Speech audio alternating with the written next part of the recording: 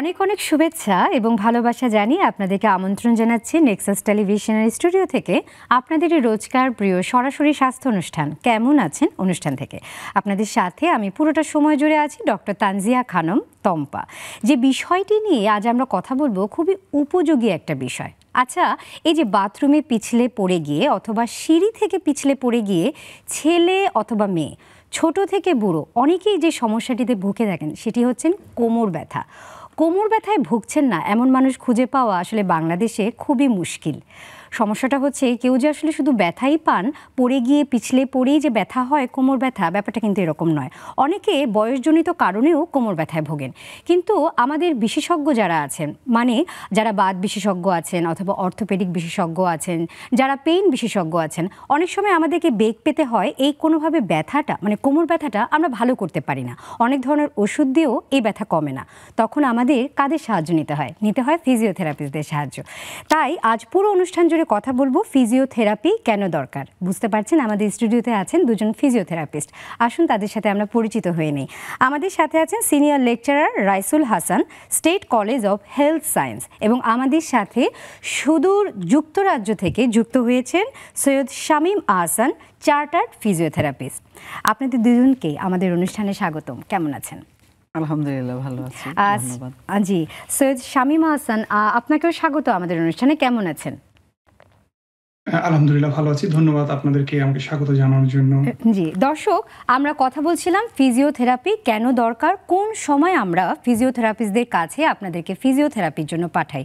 নিশ্চয়ই আপনারাও আমাদের সঙ্গে যুক্ত হতে চান, সেটা কিভাবে? নিচের স্ক্রিনে নাম্বার দেখানো হচ্ছে, সেই নাম্বারে ফোন করে ফেলতে পারেন ঝটপট।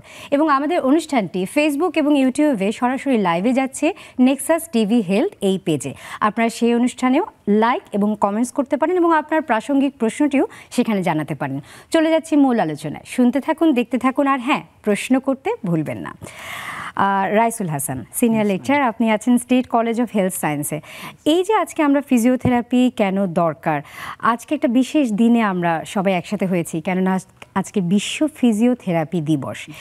এই যে আলাদা করে একটা দিন আমরা পালন করছি, বিশ্ব ফিজিওথেরাপি দিবস, এটি আসলে কেন দরকার আপনি কি মনে করেন?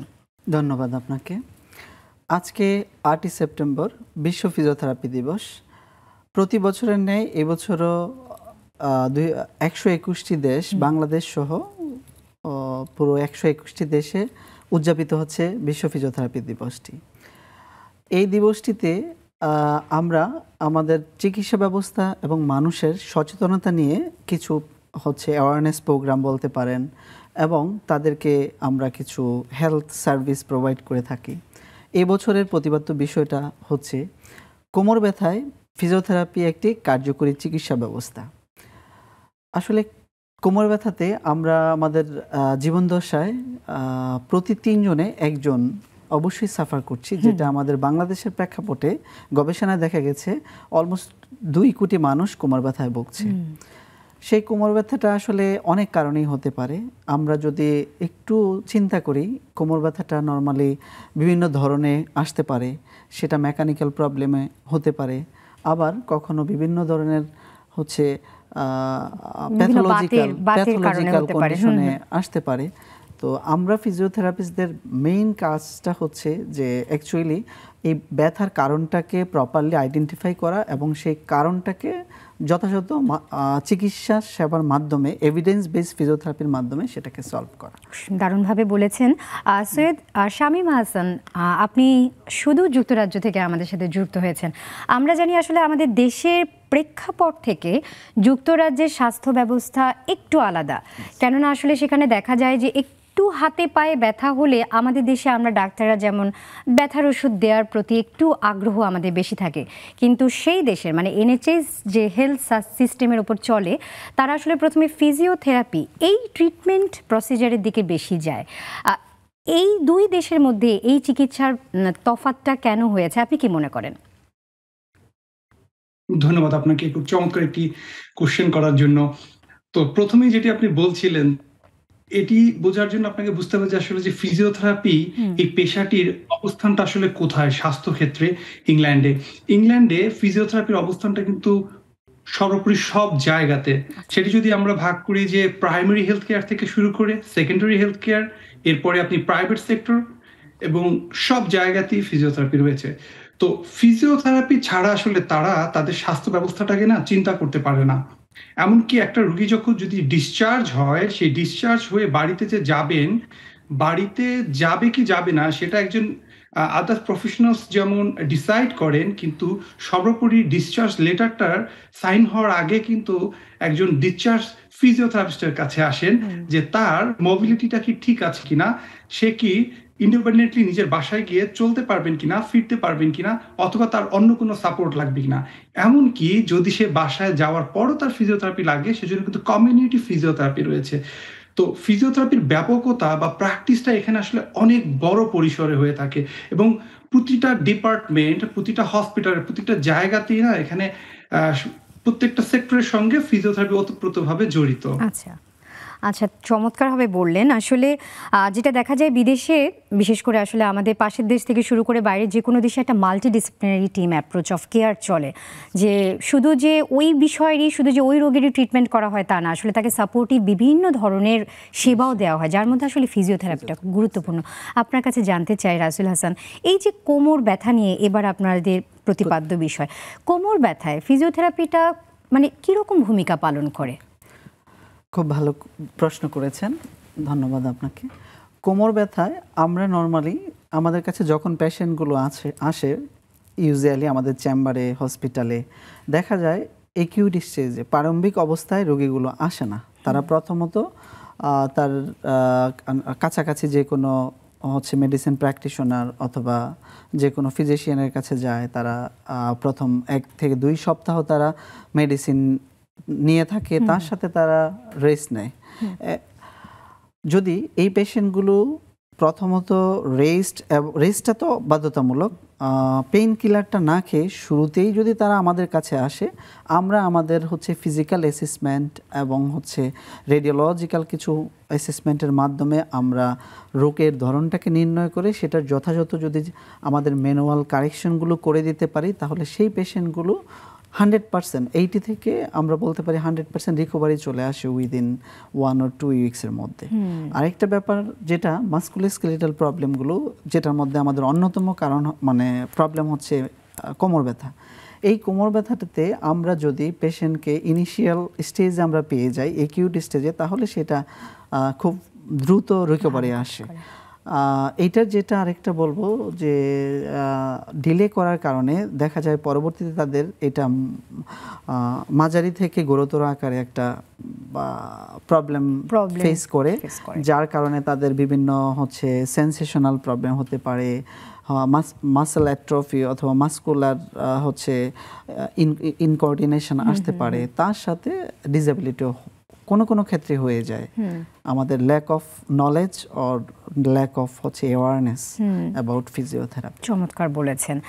এটা একটা খুব দারুণ একটা ব্যাপার আপনি বলেছেন, যে আসলে অনেক সময় দেখা যায় যে কোমর ব্যথা অথবা ব্যথাজনিত কোনো সমস্যা হলে আমরা ওষুধগুলো অথবা ইনজেকশনসগুলোর প্রতি একটু মানুষের আগ্রহ বেশি থাকে, খুব তাড়াতাড়ি ভালো হতে চায়। কিন্তু কেউ যদি আসলে শুরুতে একটু ফিজিওথেরাপির আশ্রয় নেয় অথবা এই ট্রিটমেন্টটা নেয়, তাহলে ব্যথার ওষুধটা আমরা দেরি করে শুরু করলাম, দেখা গেল যে তার লিভার, কিডনি অথবা অন্যান্য অর্গানসের উপর যেটা খারাপ প্রতিক্রিয়া পড়ে, সেটাও আসলে একটু দেরি করে পড়লো। দারুণ বলেছেন।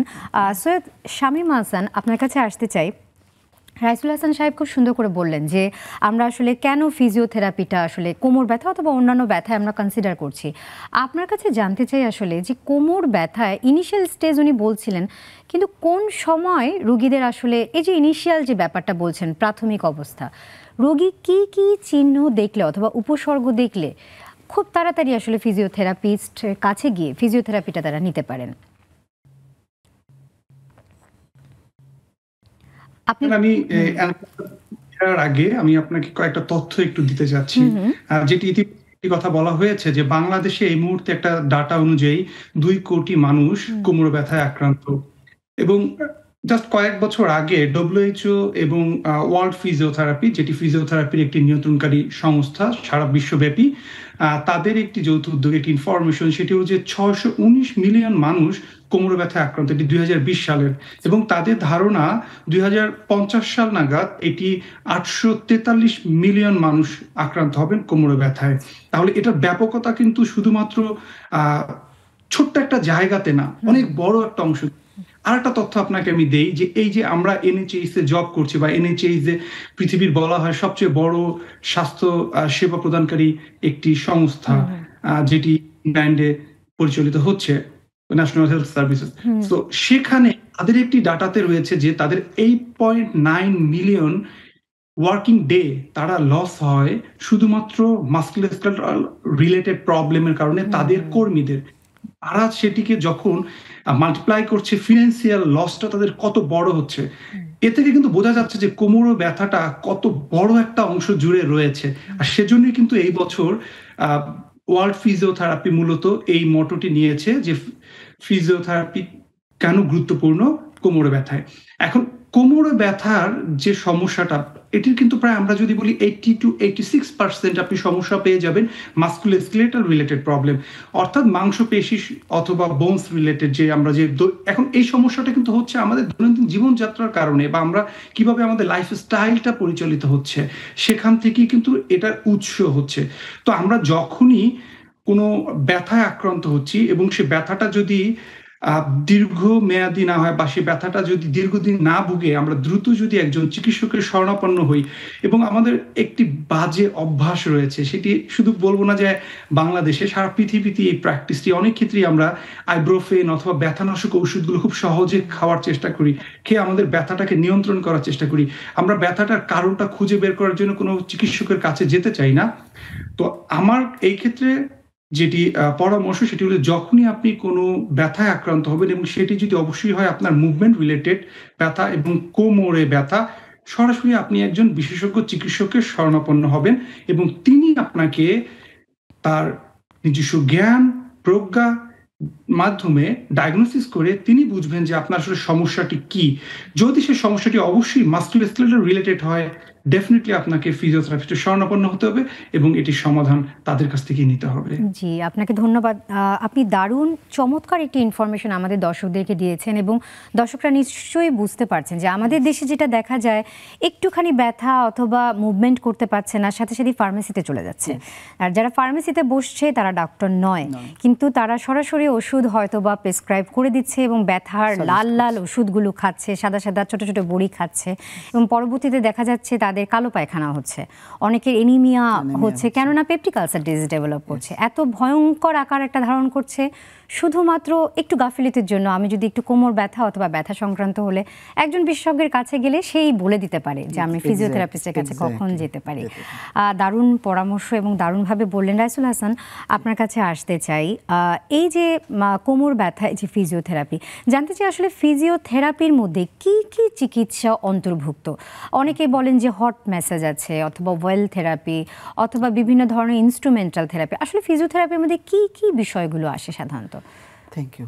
ফিজিওথেরাপিটা হচ্ছে একটা পূর্ণাঙ্গ চিকিৎসা ব্যবস্থা, যেখানে হচ্ছে আমরা আমাদের ব্যাক পেইন বা আদার্স পেইনের পেশেন্টকে আমরা শুরুতেই বলেছি আপনাকে এবং দর্শককে যে আমরা আগে একটা প্রপার অ্যাসেসমেন্ট করে তার অ্যাকচুয়ালি কী ট্রিটমেন্ট লাগবে সেটাকে আমরা নির্ধারণ করি।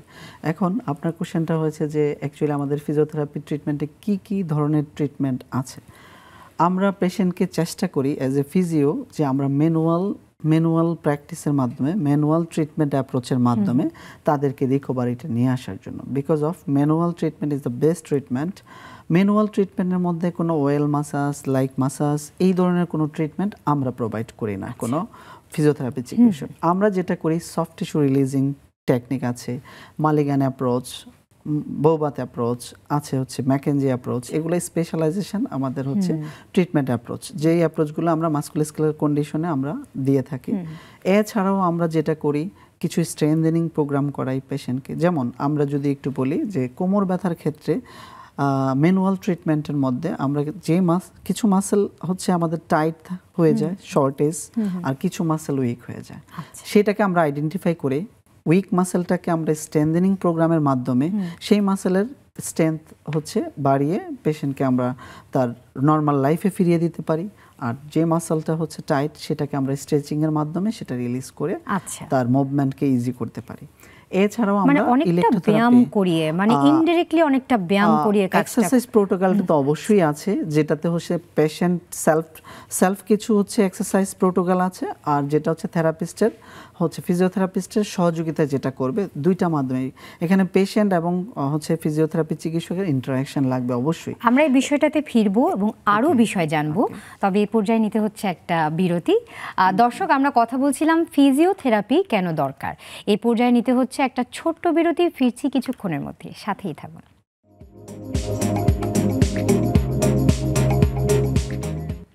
বিরতির পরে আপনাদেরকে আবারও স্বাগত। আজকের কেমন আছেন অনুষ্ঠানে কথা বলছিলাম ফিজিওথেরাপি কেন দরকার। আমাদের সাথে আছেন দুজন ফিজিওথেরাপি বিশেষজ্ঞ, senior lecturer Raisul Hasan, state college of health science, এবং আমাদের সাথে সুদূর যুক্তরাজ্য থেকে যুক্ত হয়েছেন চার্টার্ড ফিজিওথেরাপিস্ট সৈয়দ শামীম আহসান। বিরতিতে যাবার আগে রাইসুল হাসান, আমরা কথা বলছিলাম যে আসলে ফিজিওথেরাপি এই বিষয়টার মধ্যে কি কি বিষয় অন্তর্গত। আপনি বলছিলেন বিভিন্ন ধরনের থেরাপির কথা, সেই বিষয়টি যদি আমি আগে বলছিলাম যে আমরা ম্যানুয়াল থেরাপি, যেটা ম্যানুয়াল প্র্যাকটিস আমরা যেটা করে থাকি, অ্যাকচুয়ালি আমি যদি গ্রসলি বলি যে আমরা ফিজিওথেরাপিটাকে একটা হচ্ছে ম্যানুয়াল প্র্যাকটিস, অ্যানাদার ওয়ান হচ্ছে electrotherapy. It's a big part of our treatment approach. তো আমরা ম্যানুয়াল ট্রিটমেন্টে বিভিন্ন ধরনের অ্যাপ্রোচ হচ্ছে অ্যাপ্লাই করে থাকি পেশেন্টের রিকোয়ারমেন্ট অনুযায়ী এবং তার প্রয়োজন অনুযায়ী। আর তার সাথে যেটা আমরা করে থাকি ইলেকট্রোথেরাপি মডালিটিস ইউজ করে থাকি। সেখানে অনেক ধরনের মডালিটিস আছে, যারা লাইক যদি আমরা গ্রসলি বলি 3টা ভাগে ভাগ করতে পারি আমরা, যে ইলেকট্রিক্যাল স্টিমুলেশন কিছু মডালিটিস আছে, যেই মডালিটিসের মাধ্যমে আমরা মাসেল এবং নার্ভকে স্টিমুলেট করতে পারি বিভিন্ন নিউরোমাস্কুলার যে সকল কন্ডিশনগুলো আছে সেগুলোর ক্ষেত্রে। আর কিছু আছে থার্মাল এজেন্ট আর কিছু নন থার্মাল, যেটা বেসিক্যালি আমরা বলে থাকি, যেটার মাধ্যমে বডির টিস্যুতে হচ্ছে সরাসরি আমরা হিট প্রোভাইড করতে পারি। আবার আরেকটা হচ্ছে যেটা আমার বডিতে অ্যাপ্লাই করার পরে আমার বডির টিস্যুকে হিটেড করবে। এই দুইটা মাধ্যমে আমার বডির ইনফ্লামেশন, অ্যান্টি ইনফ্লামেটরি যে সকল ইফেক্টগুলো সেগুলোকে আমরা হচ্ছে তৈরি করে থাকি আমাদের টিস্যুতে।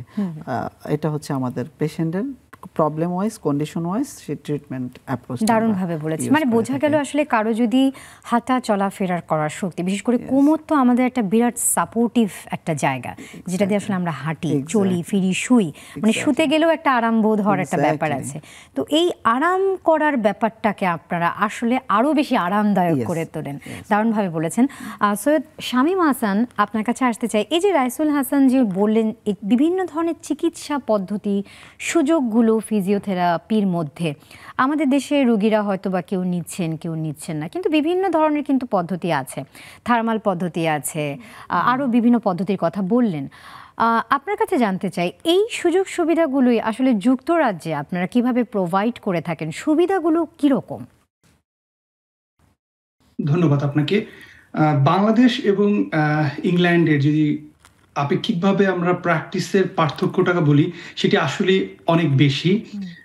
যদিও বা আমরা চাই বাংলাদেশেও সেই প্র্যাকটিসটার অ্যাপ্লাই হোক, বাংলাদেশের মানুষও সেই চিকিৎসা সেবাটা, সেই সঠিক জিনিসটা উপভোগ করুক, কারণ তাদেরও প্রয়োজন রয়েছে, তারাও মানুষ, তাদেরও সকল কিছুই দরকার আছে। তো আমরা যদি বলি এই পুরো চিকিৎসা ব্যবস্থাটাকে আমরা এখানে মূলত 3 ভাগে ভাগ করে নিই, যেটা আসলে মূলত আপনার অ্যাসেসমেন্ট অ্যান্ড ডায়াগনোসিস। তো প্রথম যে অংশটাতে আমরা যখন ফার্স্ট অ্যাপয়েন্টমেন্ট হয় কোনো পেশেন্টের সঙ্গে আমরা প্রথমে একটা অ্যাসেসমেন্ট সেশনের ভিতর দিয়ে যাই এবং আমরা কিছু অ্যাসেসমেন্টের মাধ্যমে আমরা ডায়াগনোসিস করি এক্স্যাক্ট তার যে কি প্রবলেমটা রয়েছে।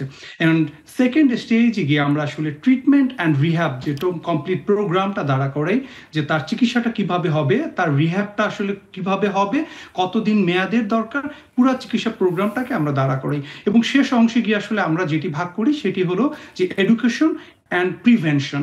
মূলত তাকে শুধুমাত্র চিকিৎসা দিয়ে ভালো করে দিলেই কিন্তু হবে না, কারণ আপনারা জানেন যে ফিজিওথেরাপিস্টরা কিন্তু চিকিৎসা করে মাসকুলোস্কেলেটাল রিলেটেড প্রবলেমগুলো কি মূলত মাংসপেশির সমস্যা।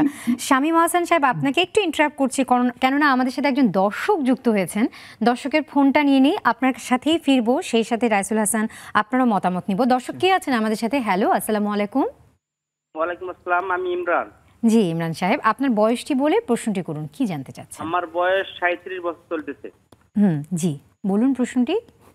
আমার কোমরের বাম দিকে ব্যথা হচ্ছে, আর আমি ঠিকমতো মানে সাফা হয়ে কাজ করতে পারতেছি না, মাঠে কাজ করি। আচ্ছা তো স্যার, আমি এই বিষয়ে মানে আপনার কাছে পরামর্শ চাচ্ছিলাম আর কি।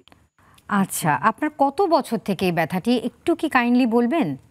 আমার 3-4 বছর থেকে ব্যথা, কিন্তু এরকম ছিল না, এখন খুবই বেশি আর কি।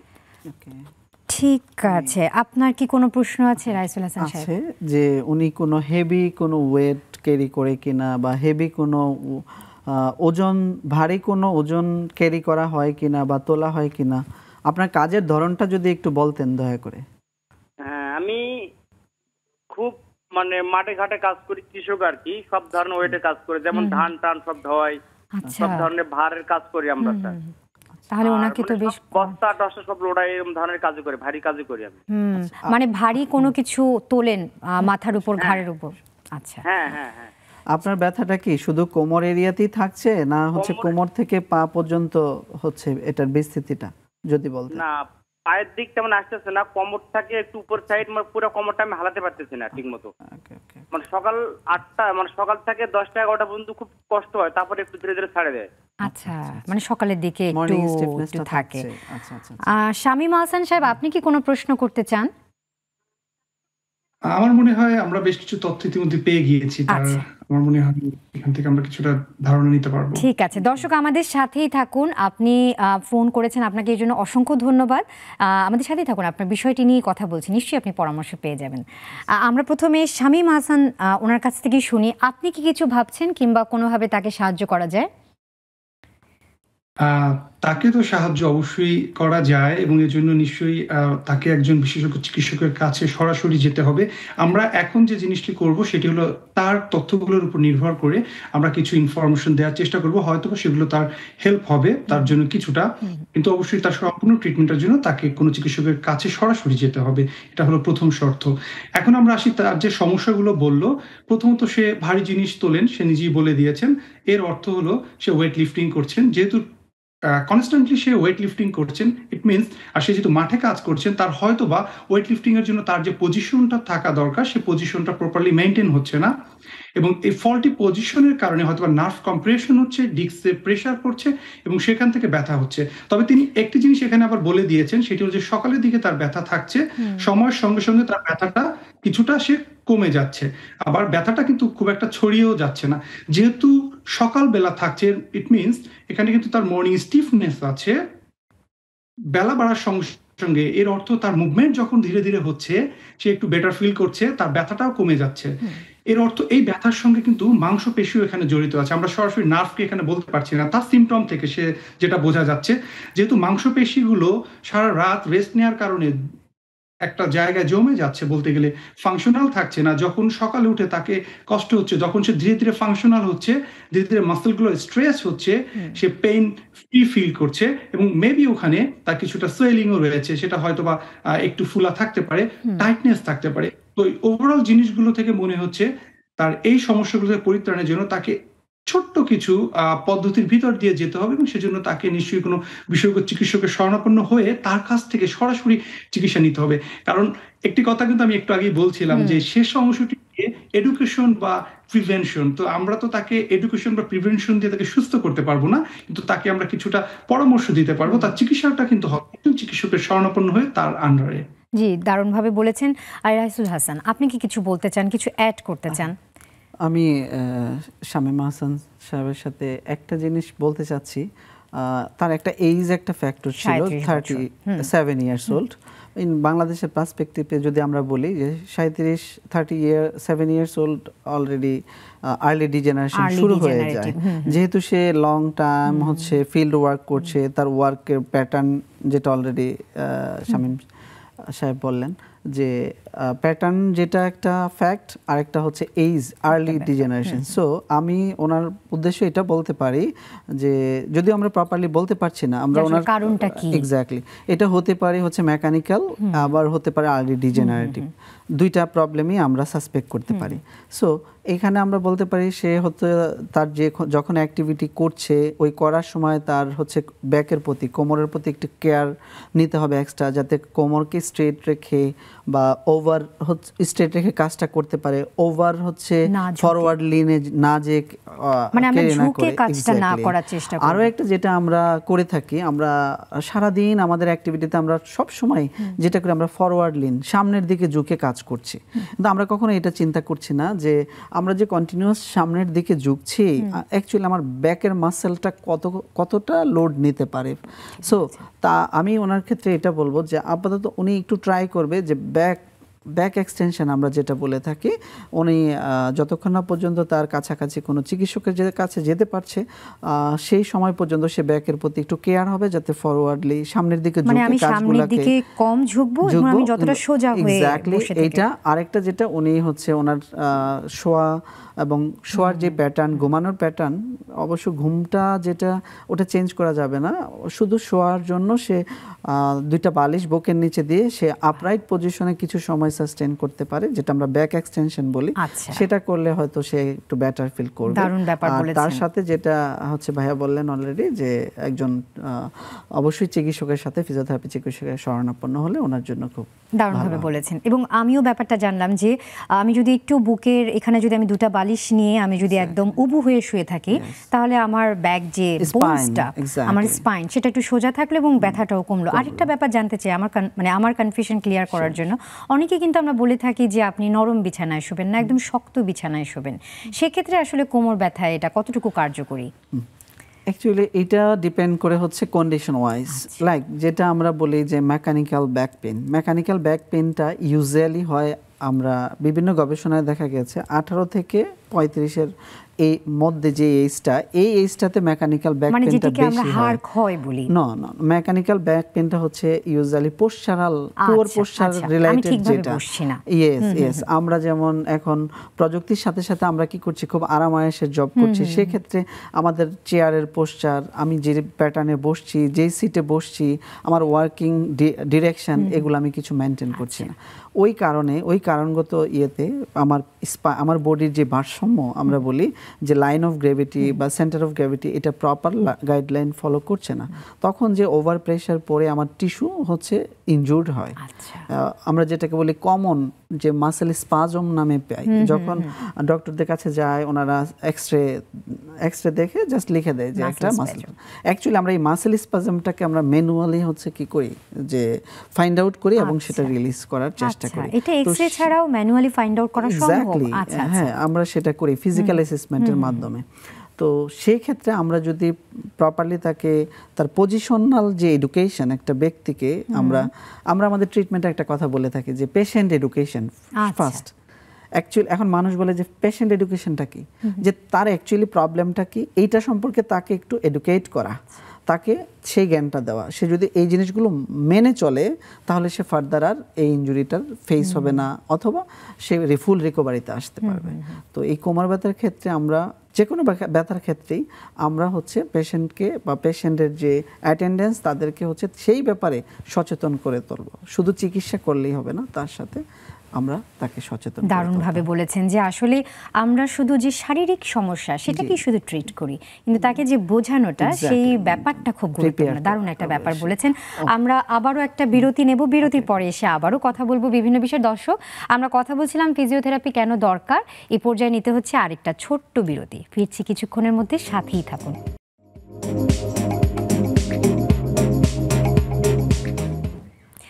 বিরতির পরে আপনাদেরকে আবারও স্বাগত। আমরা কথা বলছিলাম গুরুত্বপূর্ণ একটি বিষয় নিয়ে, এবং সেটি হচ্ছে ফিজিওথেরাপি কেন দরকার। আমাদের সাথে স্টুডিওতে আছেন দুইজন বিশেষজ্ঞ ফিজিওথেরাপিস্ট বিষয়ে, এবং তারা বিভিন্ন বিষয়ে কথা বলছে, এবং আপনারা প্রশ্ন করবেন যদি কোনো কিছু জানতে চান কখন ফিজিওথেরাপি দরকার। রাইসুল হাসান সাহেব, আপনি বিরতিতে যাবার আগে কিছু বলতে চাচ্ছিলেন ফিজিওথেরাপি নিয়ে। আমার প্রতি কোশ্চেন ছিল যে আমরা hard surface and soft surface, back pain বা ইয়েতে আমরা শক্ত বিছানায় অনেক সময় আমরা যারা চিকিৎসক পেশেন্টকে ইয়ে করি, এইটা বেসিক্যালি দেখা যায় আমরা খুবই আরামায়েসে, এখন আরামের যুগ চলে আসে, সবাই চায় একটু আরাম জায়গায় হচ্ছে ঘুমানো, রেস্ট নেওয়া। যেটা আমরা যদি আমাদের স্পাইন নিয়ে একটু চিন্তা করি, আমাদের মেরুদণ্ড যেটা আমরা ইয়ে করি, আমাদের প্রপার পজিশনিংটা যদি বলি, স্পাইনের কার্ভেচারটা যদি মেনটেন করতে হয়, সেক্ষেত্রে আমরা অ্যাভয়েড করব সো সফট আবার সো হার্ড, দুইটাকে অ্যাভয়েড করব আমরা। ফার্ম, এক কথায় যেটা ফার্ম, না হার্ড না সফট, এই সারফেসটা হচ্ছে সবচেয়ে বেস্ট। এখন যে সকল পেশেন্টরা পিএলআইডিতে সাফার করে, ডিস্ক প্রলেপস যেটা আমরা বলি, তাদের ক্ষেত্রে আমরা বলে থাকি আপনি হার্ড সারফেস বা হার্ড ম্যাট্রেসটা প্রেফার করবেন। সেটাও তার ক্ষেত্রে আবার পজিশনটা ডিফারেন্ট। যার হচ্ছে অ্যান্টেরিয়র মানে সামনের দিকে যারটা স্লিপ হয় তার ক্ষেত্রে একরকম পজিশন হবে, যেটা রেট্রো বা পোস্টেরিয়র দিকে পিছন দিকে যেটা স্লিপ হয় তার ক্ষেত্রে একরকম পজিশন হবে। এই টোটাল সাজেশনটাই হবে পেশেন্টের কন্ডিশন, পেশেন্টের কন্ডিশনটা খুব গুরুত্বপূর্ণ। এবং সৈয়দ শামীম আহসান উনি কিন্তু বারবারই বলার চেষ্টা করছেন যে যখনই কোমর ব্যথা হবে তখনই একজন বিশেষজ্ঞ ডাক্তারের কাছে গিয়ে সঠিক পরামর্শটি জানার, যে আসলে কোন রোগটি হয়েছে এবং কি ধরনের চিকিৎসা দরকার, কখন ফিজিওথেরাপিস্টের কাছে যেতে হবে। সৈয়দ শামীম আহসান সাহেব, আপনার কাছে আবারও ফিরছি, তবে একজন দর্শকের ফোন নিয়ে আপনার কাছে ফিরছি। দর্শক কে আছেন আমাদের সাথে? হ্যালো, আসসালামু আলাইকুম। ওয়ালাইকুম আসসালাম, আমি অষ্টমী রানী। জি, আপনি আপনার বয়সটি বলে প্রশ্নটি করুন। বয়স 42। জি, আমার গত 10 দিন আগে ধরা পড়ছে, এমআরআই করছি, ধরা পড়ছে যে মেরুদণ্ডের হাড় কেটে যে জেল বেরিয়েছি। এতে করে প্রচন্ড ব্যথা, মেরুদণ্ড থেকে পুরা পিঠ, কোমর এবং পায়ের নিচ পর্যন্ত যাচ্ছে, অনেক ব্যথা। ঔষধ খাচ্ছি কিন্তু ব্যথা তো কমতেছে না। আচ্ছা, এটা 10 দিন আগে ঘটনা, তাই না? হ্যাঁ হ্যাঁ, জি, আমি ব্যথা 2 বছর আগে থেকে হালকা ব্যথা, কিন্তু 10-15 দিন আগে থেকে অনেক ব্যথা পড়া নিয়ে এমআরআই করাতে ধরা পড়ছে এই ব্যথাটার কারণ। কিন্তু এখন তো নিউরোলজিতে গেছিলাম ডাক্তার, নিউরোসায়েন্স থেকে পরে আমার ডাক্তার যে ওষুধ দিচ্ছে এগুলো খাচ্ছি, কিন্তু ব্যথা কমতেছে না। আচ্ছা আচ্ছা মা, আসলে বুঝতে পারছি, আপনার জন্য খুবই দুঃখিত যে আপনি খুব কষ্ট পাচ্ছেন। একটা বিষয় জানতে চাচ্ছি, আপনার কি আগে থেকে পিএলআইডি অথবা হাড়ের ক্ষয় কোনো ধরনের কোনো সমস্যা ছিল? এখন ওই যে গত 10 মাস আগে একটা এক্সরে করাইছিলাম, পপুলার থেকে বলছিল যে হাড়ে একটু ক্ষয় আসছে, কিন্তু এখন এমআরআই ধরা পড়ছে যে হাড় কেটে যায়, জেল বেরোচ্ছে। আচ্ছা, জেল বের হচ্ছে। জি, আপনাকে কানেক্ট করিয়ে দিচ্ছি আমাদের শামীম আহসান সাহেব, উনি যুক্তরাজ্য থেকে আছেন। আপনি কি কোনো প্রশ্ন করতে চান সৈয়দ শামীম আহসান সাহেব আমাদের দর্শককে? জি, তার ব্যথাটা কি হঠাৎ করে কোনো কি আঘাত অথবা কোনো মোচড় বা পড়ে যাওয়া এগুলোর কারণে কি হঠাৎ করে সে বেশি ফিল করছেন বা এরকম কি হয়েছে, নাকি কোনো কারণ ছাড়াই? জি, উনি বলছেন যে উনি 10 দিন আগে ব্যথা পেয়েছেন। হ্যাঁ, তো ব্যথা পেয়েছেন তো, তাই না দর্শক? ম্যাডাম 10 দিন আগে ব্যথা পাই নাই, 10 দিন আগে আমি পরীক্ষা করাইছি। আচ্ছা, কোনো কি ব্যথা পেয়েছিলেন? কোনো পড়ে গিয়েছিলেন, পিছলে গিয়েছিলেন অথবা আঘাত পেয়েছিলেন? আচ্ছা, আসার পরেছিলাম, কিন্তু তখন তো তেমন একটা বুঝতে পারি নাই। আচ্ছা, জি, উনি আছাড় খেয়েছিল তখন বুঝতে পারিনি, কিন্তু 10 দিন আগে যখন ব্যথা ওনার কমছে না কোনোভাবে, তখন উনি এমআরআইটা করেছে এবং তাতে বের হয়েছে যে জেল বের হয়ে যাচ্ছে। জি, শুনতে পাচ্ছেন শামীম আহসান সাহেব?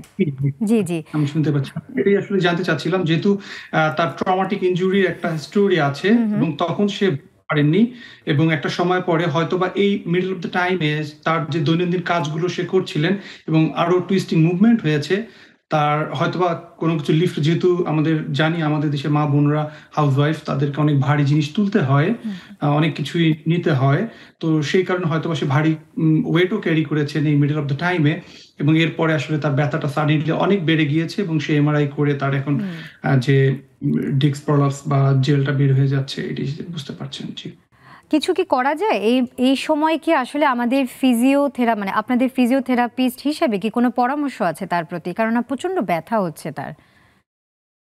ইয়েস, তো এই ধরনের সিচুয়েশনে প্রথমে কিন্তু আমাদের যেমনটি বলেন, সে ইতিমধ্যে এমআরআই করেছেন, এর অর্থ নিশ্চয়ই একটা কিছু ডায়াগনোসিস হয়েছে, যেটি হয়তো তিনি বলছেন যে জেলের মতো বের হয়ে গিয়েছে।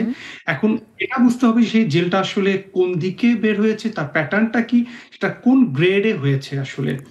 সেটা কি ডিস্ক প্রলাপস, হার্নিয়েশনটা আসলে কোন দিকে যাচ্ছে, বা সেটা কি কত নার্ভকে কম্প্রেশন করছে, এর উপরে নির্ভর করে আসলে চিকিৎসার প্ল্যানটা সাজাতে হবে, যে সেটি কি কনজারভেটিভ ট্রিটমেন্টে আমি কি কভার করতে পারবো, নাকি আমার সেটা এমন পর্যায়ে চলে গিয়েছে যে আমাকে সার্জারির দিকে যেতে হবে।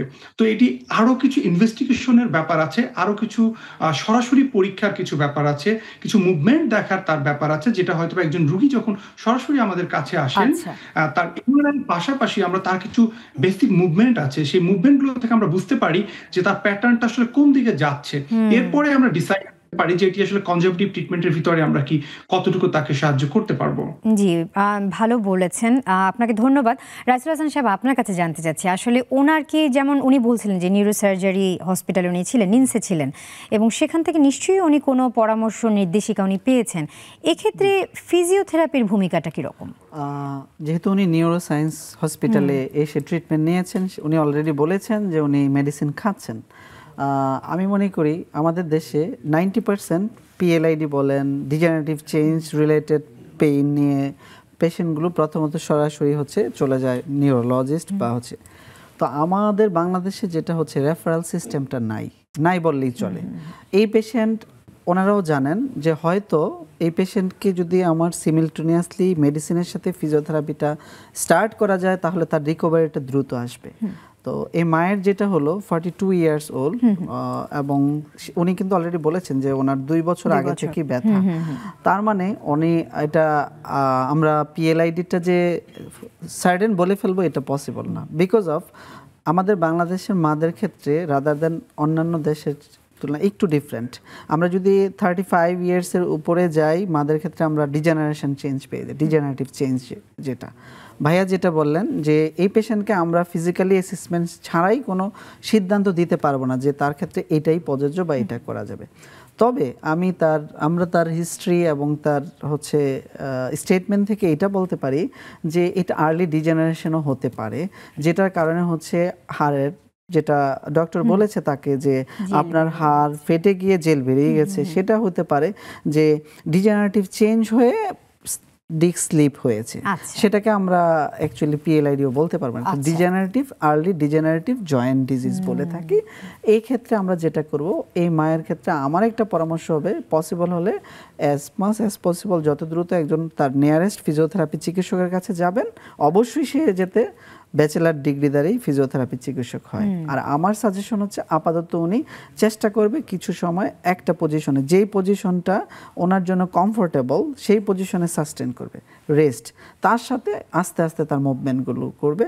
আর তার খাদ্যাভ্যাসে ডি সমৃদ্ধ, ভিটামিন ডি অ্যান্ড ক্যালসিয়াম সমৃদ্ধ ফুড হ্যাবিটটা যাতে, যেমন মায়ের যদি আপনার ডায়াবেটিস লাইক হাইপার টেনশন না থাকে, সে মা দুধ ডিম সেটা কন্টিনিউ করবে। আমরা জানি বাংলাদেশের ক্ষেত্রে মায়েরা পোস্ট মেনোপজ, যেটা আমরা মিনিস্ট্রাল ফেজটা অলরেডি ক্লোজে চলে আসে, তখন বডির অনেক কিছুরই ইমব্যালেন্স, হরমোনাল এবং আমাদের মিনারেলস, এগুলোর সব কিছুরই একটা ইমব্যালেন্স হয়। ওই সময়টাই এই মাদের এই সমস্যাগুলো হয়ে থাকে।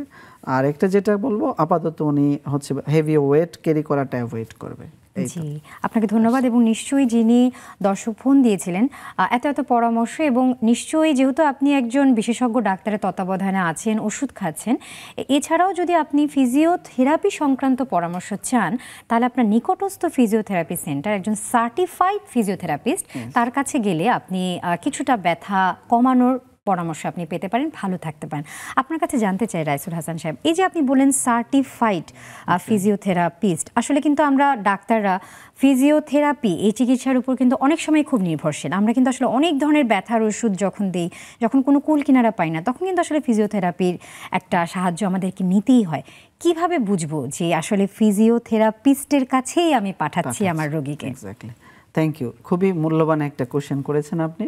আমাদের বাংলাদেশের অনেক মানুষই এখনো পর্যন্ত জানে না যে অ্যাকচুয়ালি কারা ফিজিওথেরাপি চিকিৎসক। আমাদের বাংলাদেশ রিহ্যাবিলিটেশন কাউন্সিল 2018 যে আইন, সেটা অনুযায়ী যদি আমি বলি যে 5 বছর 5 ইয়ার্স, যেটা আমাদের ঢাকা ইউনিভার্সিটির মেডিসিন ফ্যাকাল্টি থেকে রেগুলেটেড, 5 বছর হচ্ছে 4 বছর একাডেমিক, 1 বছর বাধ্যতামূলক ইন্টার্নশিপ কমপ্লিট করা ব্যাচেলর ডিগ্রিধারীকেই আমরা ফিজিওথেরাপিস্ট বলবো। আচ্ছা, তার মানে আসলে সঠিক ফিজিওথেরাপিস্টকে চেনাটাও গুরুত্বপূর্ণ। এক্স্যাক্টলি। এছাড়া আমাদের বাংলাদেশে, আমি যদি আরেকটু বলি এটা টেনে, বাংলাদেশে এখন ডে বাই ডে ফিজিওথেরাপির প্রসার হচ্ছে। আমাদের হচ্ছে বিভিন্ন চিকিৎসা কমিউনিটির যত চিকিৎসকরা আছেন তারাও আমাদেরকে এখন ধীরে ধীরে আমাদের উপরে হচ্ছে ট্রাস্ট এন্ড দেন হচ্ছে রেফারেল সিস্টেমটা চালু হচ্ছে। সেটা যেমন হচ্ছে তার সাথে আমাদের ফিজিওথেরাপি সেক্টরে অনেক কোয়াক বা হচ্ছে ম্যাল প্র্যাকটিস হচ্ছে। তো যারা হচ্ছে এই কোয়াক লাইক ডিপ্লোমা অ্যাসিস্ট্যান্ট তারা নিজেদেরকে ফিজিওথেরাপিস্ট দাবি করছে। এটা আমাদের বড় সো আমি জনসাধারণের জন্য বলবো এবং আমাদের দেশের নীতি নির্ধারক যারা, তাদের ক্ষেত্রে আমার একটাই বলা যে আমাদের যারা ফিজিওথেরাপি চিকিৎসক তারা অবশ্যই হচ্ছে ব্যাচেলর ডিগ্রিধারী যে চিকিৎসক সেই হচ্ছে ফিজিওথেরাপি চিকিৎসক, মানে ফিজিওথেরাপি নিয়ে পড়াশোনা করছে তাদেরকে আমরা ফিজিওথেরাপিস্ট বলছি। অবশ্যই গ্র্যাজুয়েট হতে হবে, সেটা ডিপ্লোমা যারা হচ্ছে তারা অবশ্যই ফিজিওথেরাপির একটা হচ্ছে অংশ, তারা হচ্ছে আমাদের হচ্ছে ফিজিওথেরাপি অ্যাসিস্ট্যান্ট লাইক। আচ্ছা স্যার শামীমা হাসান, আমাদের হাতে যদিও সময়টা বেশ স্বল্প, আপনার কাছে একটু জানতে চাই শেষে এসে, এই যে আমাদের বাংলাদেশে অনেকেই ফিজিওথেরাপি নিয়ে পড়ছেন কিন্তু তারা দেশে কাজ করছেন না, দেখা যাচ্ছে যে তারা বিদেশমুখী হচ্ছেন, তো এই ব্যাপারটা কেন হচ্ছে? এবং ইদানিংকালে আমরা ডক্টররা দেখা যাচ্ছে যে ফিজিওথেরাপিস্ট খুঁজে পাচ্ছি না, কোয়াকরা তাদেরকে ধরে ফেলছে এবং ফিজিওথেরাপি দিচ্ছে, আমরা হয়তো বা বুঝতেও পারছি না। এই ব্যাপারটি কেন হচ্ছে আসলে, আপনি কি মনে করেন? এটি যদি আমরা অ্যানালাইসিস করি, এটি আসলে দীর্ঘ একটা ব্যাপার, তবে খুব ছোট্ট করে আমি বলতে চাচ্ছি সেটি হলো যে বেটার কেরিয়ার যে অপরচুনিটিসটা না থাকার কারণেই কিন্তু আর বৈষম্য যে শব্দটা এখন বাংলাদেশের সবচেয়ে শোনা যাচ্ছে সবকিছুতেই, আমরা বৈষম্য নিরসন চাই, এই যে আমাদের আপনি যেটি বলছিলেন যে চিকিৎসকরা ফিজিওথেরাপিস্টকে খুঁজে পাচ্ছে, আসলে খোঁজার কিছু নেই, ব্যাপারটা হলো মাল্টিডিসিপ্লিনারি অ্যাপ্রোচে উই আর এ টিম, আমরা সব চিকিৎসা পেশাজীবীরা আমরা একটা টিম, কিন্তু এই বৈষম্য থাকার কারণে আমরা সেই টিমটাকে হারিয়ে ফেলছি। আমরা কখনো কখনো ওয়ান ম্যান আর্মি স্টাইলে অনেক কিছু হয়ে যাচ্ছে আমাদের স্বাস্থ্য ক্ষেত্রটায়। তো এটি হওয়ার কারণেই যেটি হচ্ছে যে প্রপার কেরিয়ারের সাপোর্টটা না থাকার কারণে, প্রপার কেরিয়ারের অপরচুনিটিস না থাকার কারণে কিন্তু বাংলাদেশ থেকে যেই কোয়ালিফাইড ফিজিওথেরাপিস্টরা তারা দেশের বাইরে চলে যাচ্ছেন। এখানে বড় একটা অন্তরায় কিন্তু হলো গভর্নমেন্ট সেক্টরে। আমাদের গভর্নমেন্ট সেক্টরে যদি বলা যায় যে ফিজিওথেরাপিস্টদের কাজ করার, ব্যাচেলর অফ ফিজিওথেরাপিস্ট যারা ডিগ্রিটা কমপ্লিট করেন তাদের চিকিৎসক হিসেবে কাজ করার অপরচুনিটি এই মুহূর্তে বলতে গেলে ওই অর্থে নাই। আমাদের সব ধরনের ফিজিওথেরাপি প্রপার চিকিৎসার সেবাটা বাংলাদেশে প্রচলিত হচ্ছে প্রাইভেট সেক্টরে। তো এই বড় অংশটা এই কারণেই কিন্তু চলে যাচ্ছে দেশের বাইরে। কিন্তু আমাদের মা বোন তাদেরও তো দরকার, আমাদের দেশের মানুষের কি ফিজিওথেরাপি চিকিৎসার দরকার নেই? এই যে আমরা দেশ থেকে এসে বিদেশে জব করছি, NHS এর মতো জায়গাতে আমরা জব করছি, সেখানে আমরা সার্ভিস দিচ্ছি মানুষদের, কি তারা সকল বয়সের সবাই এই সেবাটা নিচ্ছেন। অবকাঠামোগত আমাদের স্বাস্থ্য ক্ষেত্রের প্রপার যে মাল্টিডিসিপ্লিনারি অ্যাপ্রোচের যে প্র্যাকটিসের অভ্যাসটা না থাকার কারণে এই সমস্যাটি হচ্ছে। জি জি জি সৈয়দ শামীম হাসান সাহেব, আপনাকে অসংখ্য ধন্যবাদ। খুব গুরুত্বপূর্ণ একটি তথ্য আপনি এত চমৎকারভাবে বললেন এবং সেই সাথে এত দূর থেকে আমাদের সাথে যুক্ত হয়েছেন, তার জন্য আপনাকে অসংখ্য ধন্যবাদ। রাসেল হাসান, আপনাকেও অসংখ্য ধন্যবাদ, আপনার ব্যস্ত সময়ের মধ্যে থেকে আমাদেরকে সময় দিয়েছেন। দর্শক, আপনাদেরকে ধন্যবাদ যারা এতক্ষণ আমাদের সাথে ছিলেন। ফিজিওথেরাপি কেন দরকার এটি বিষয়টি বোঝার চেষ্টা করেছেন, নিশ্চয়ই শোনার চেষ্টা করেছেন। আসলে আমরা বসার সময়, দাঁড়ানোর সময়, চলাফেরা করার সময় যদি নিজেদের পজিশনটা ঠিকভাবে মেনটেন করি, শারীরিক ব্যায়াম ঠিকভাবে করি এবং নিজেদেরকে সচল রাখার জন্য, মানে অ্যাক্টিভ থাকার জন্য যা যা করণীয় সে সমস্ত করি, এবং সর্বোপরি যখনই ব্যথা হবে বিশেষজ্ঞ ডাক্তারের শরণাপন্ন না হয়ে ফার্মেসি থেকে কোনো ওষুধ না খাওয়ার পরামর্শ সবার প্রতি থাকলো। আমাদের ফিজিওথেরাপিস্টরা আছে, যখনই কোনো ব্যথা হবে তারা নিশ্চয়ই আপনাদেরকে সেবা দেওয়ার জন্য প্রস্তুত থাকবে। নিশ্চয়ই দেখা হবে সামনে আগামীতে কোনো পর্বে। সে পর্যন্ত সবাই ভালো থাকবেন, সুন্দর থাকবেন, সুস্থ থাকবেন, নেক্সাস টেলিভিশনের সাথেই থাকবেন।